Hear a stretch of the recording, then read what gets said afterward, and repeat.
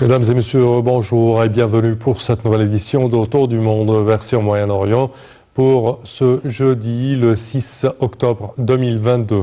On commence notre édition d'aujourd'hui avec cette information. Le président Abdel Fattah el-Sisi a félicité aujourd'hui le peuple égyptien à l'occasion du 49e anniversaire de la victoire glorieuse d'octobre 1973 contre Israël, qui a débouché sur la signature de l'accord de paix et la récupération de tout le Sinaï.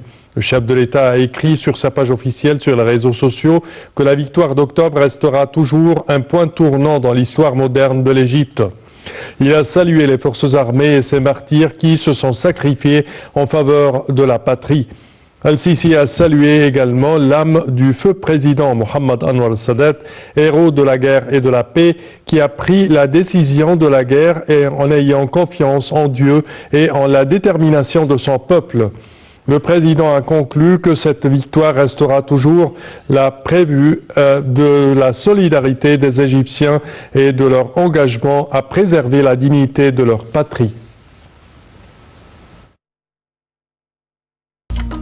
Et nous poursuivons, chers téléspectateurs, après l'appel à la prière. L'Égypte célèbre aujourd'hui, le 6 octobre, le jour de la gloire, de la fierté, de la dignité. C'est la glorieuse victoire d'octobre 1973. À cette occasion, le président de la République, Abdel Fattah el-Sisi, a assisté mardi à un colloque des forces armées intitulé « Octobre, volonté d'une nation » tenu à l'occasion du 49e anniversaire de la glorieuse guerre d'octobre. Le chef de l'État a prononcé un discours dans lequel il a présenté ses salutations aux familles des héros de la glorieuse guerre d'octobre 1973. Les détails dans ce compte rendu signé Ayachal et Salih Hamid. L'Égypte célèbre le 49e anniversaire de la glorieuse victoire d'octobre, le jour de la fierté et de la dignité, jour où l'armée égyptienne s'est lancée pour défier l'impossible et le conquérir, le jour de prouver la capacité des Égyptiens et leur supériorité dans les moments les plus difficiles. Dans son discours à cette occasion, le président Abdel Fattah el-Sisi a déclaré que le 6 octobre était un jour destiné à rester immortel, non seulement dans la conscience de l'Égypte et de son peuple, mais dans la conscience de toute la nation arabe et les peuples du monde épris de paix. L'Égypte n'a pas seulement combattu pour défendre sa terre, mais pour parvenir à la paix. Le président el-Sisi a salué l'âme du héros martyr, le président Mohamed Anwar el-Sadat, héros de la guerre et de la paix, d'avoir prendre avec le courage des héros la décision de paix qui a tourné les pages du passé et ouvert des horizons futurs pour toute la région. La relation unique entre le peuple et l'armée restera une question sacrée et un garant éternel de la sécurité et de la stabilité du pays, a déclaré le chef de l'État. Et pour plus d'explications sur ce sujet, mesdames et messieurs, nous avons le plaisir d'accueillir au bout du fil Dr Raouf Ghaffar, qui est analyste politique et expert en économie. Bonjour, Dr Raouf. Bonjour, Samer. Alors, comment voyez-vous premièrement cette guerre d'octobre et les leçons à en tirer, surtout avec les défis actuels de part et d'autre? C'est un événement, à mon opinion, pas que j'ai fait partie de cet événement. J'étais justement un officier en réserve en 73, mais certainement, je suis très fier d'avoir fait ce devoir à ma patrie, mais je veux dire que ça c'est une victoire qui va marquer le plus important événement dans l'histoire moderne de l'Égypte, à mon opinion. Oui. Franchement, après tellement de défaites et tellement de désappointements, c'est arrivé et ça a changé vraiment la face de l'Égypte. Et ça a donné au peuple égyptien un nouveau souffle, un nouveau esprit par lequel jusqu'à présent, il peut confronter et surmonter tous les défis qui se présentent.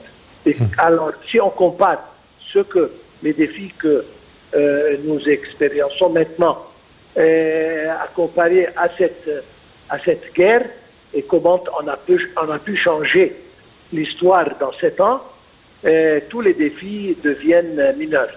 Alors, c'est pour ça que cette victoire a marqué un changement vraiment dans le peuple égyptien. Espérons pour le mieux. Les défis actuels de part et d'autre, que ce soit économique, que ce soit des défis stratégiques même, est-ce que vous pensez que l'esprit de 6 octobre perdure toujours? Absolument, absolument. La seule chose qu'on demande toujours, c'est qu'on doit toujours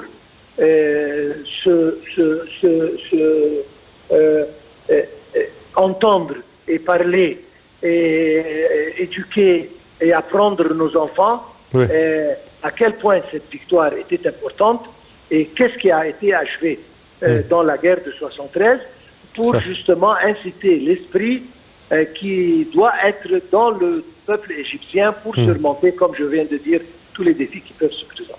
Parfait, Dr Aouga Farountouna, vous remercie de vos explications. Merci à vous.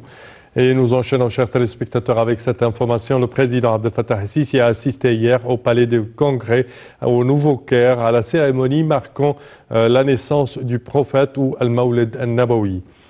La cérémonie à laquelle ont pris part le Premier ministre, Dr Moustapha Madbouli, ainsi que le grand imam d'Al-Azhar, Dr Ahmad al-Tayyib, le ministre des Waqf, Mohamed Mukhtar Goma, et un nombre de ministres a été organisé par le ministère des Waqf. Le président Sisi a jugé important d'emprunter à la tradition du prophète pour relever les défis par un travail inlassable et une lutte acharnée.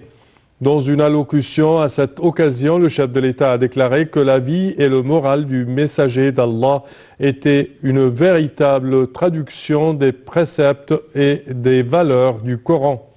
Le président Sisi a félicité les Égyptiens, les peuples arabes et islamiques pour cette occasion, implorant Dieu le Tout-Puissant à accorder prospérité aux musulmans partout dans le monde et à l'humanité tout entière. Et le ministre des Affaires étrangères et président désigné de la COP27, M. Sameh Choukri, a souligné la nécessité de renouveler les contributions déterminées au niveau national pour renforcer le plan d'action d'atténuation du changement climatique lors de la COP27 et de tenir les promesses qui ont été doublées lors de la conférence de Glasgow, la COP26, pour progresser sur l'objectif global d'adaptation.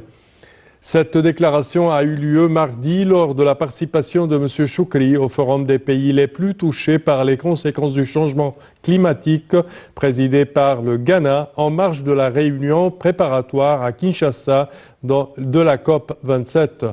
Dans son allocution, le ministre a souligné les parties les plus touchées par les conséquences du changement climatique et les défis auxquels elles sont confrontées pour faire face à ces répercussions.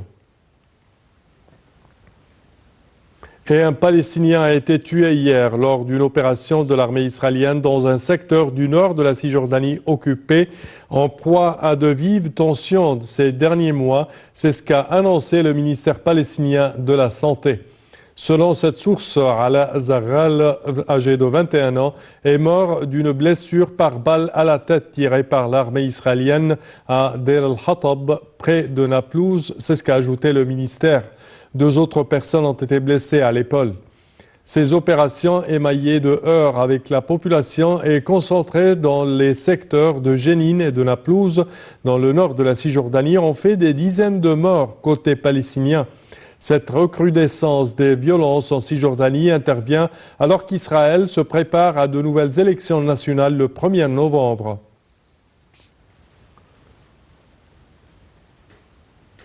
Et l'Union européenne accordera au Liban une aide supplémentaire de 75 millions d'euros. C'est ce qu'a annoncé hier depuis le palais présidentiel de Baabda le commissaire européen à l'élargissement et à la politique européenne de voisinage, Oliver Varelli. Il a souligné la nécessité de former un nouveau gouvernement dans le pays et d'élire un successeur au président Michel Aoun avant la fin de son mandat le 31 octobre.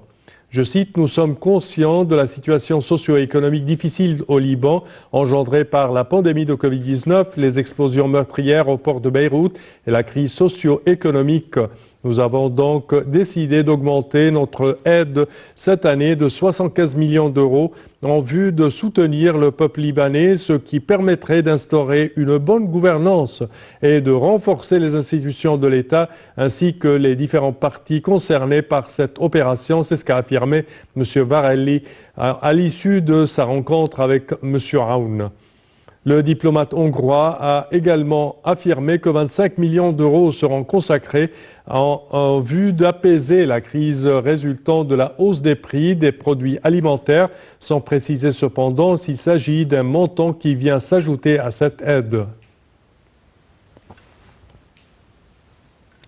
Et la première grande épidémie, chers téléspectateurs, de choléra en Syrie depuis plus de 10 ans a fait au moins 39 morts depuis septembre, selon un nouveau bilan du gouvernement syrien qui a recensé près de 600 infections dans ce pays ravagé par la guerre. Cette annonce intervient au moment où l'Organisation mondiale de la santé, l'OMS, s'inquiète de l'aggravation alarmante de la situation en Syrie dans un contexte de pénurie d'eau et de dommages causés par le conflit qui dure depuis 2011 aux infrastructures de traitement de l'eau. Et ceci conclut, chers téléspectateurs, notre édition d'aujourd'hui d'Autour du monde, version Moyen-Orient. Je vous remercie de votre attention et je vous donne rendez-vous la semaine prochaine à la même heure. Au revoir.